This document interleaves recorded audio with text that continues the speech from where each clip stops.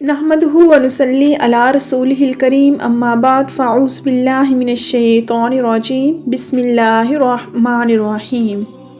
میت کی طرف سے قربانی کرنے کا بیان۔ کیا میت کی طرف سے قربانی کی جا سکتی ہے؟ کیا مرے ہوئے لوگوں کی طرف سے قربانی کی جا سکتی ہے؟ سنن ابو داؤد جلد 2 حدیث نمبر 1024 حدیث نبوی صلی اللہ علیہ وآلہ وسلم۔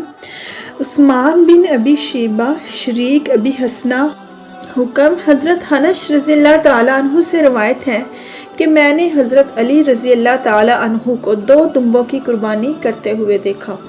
میں نے پوچھا یہ کیا ہے، یعنی ایک کے بجائے 2 جانوروں کی قربانی کیوں کر رہے ہیں؟ حضرت علی رضی اللہ تعالیٰ عنہ جب قربانی کر رہے تھے تو حضرت انس رضی اللہ تعالیٰ عنہ نے دیکھا تو انہوں نے پوچھا حضرت علی رضی اللہ تعالیٰ عنہ سے کہ آپ ایک کے بجائے 2 دمبوں کی قربانی کیوں کر رہے ہیں؟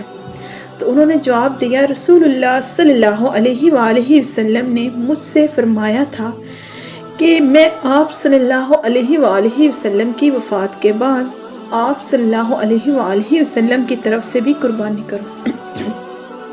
بس یہ ایک قربانی میں آپ صلی اللہ علیہ وآلہ وسلم کی طرف سے کر رہا ہوں۔ ایک قربانی حضرت علی رضی اللہ تعالیٰ اپنی اور دوسری قربانی دوسرے دمبے کی قربانی جو تھی وہ حضرت محمد صلی اللہ علیہ وآلہ وسلم کی طرف سے کر رہے تھے۔ اس حدیث سے یہ ثابت ہوتا کہ میت کی طرف سے قربانی کی جا سکتی ہے اور میت کی طرف سے قربانی ایک ہی قربانی کی جاتی ہے۔ ویڈیو اچھی لگی ہو تو لائک، شیئر اور سبسکرائب کیجیے گا۔ یہ آپ لوگوں سے ایک چھوٹی سی گزارش ہے۔ فی امان اللہ۔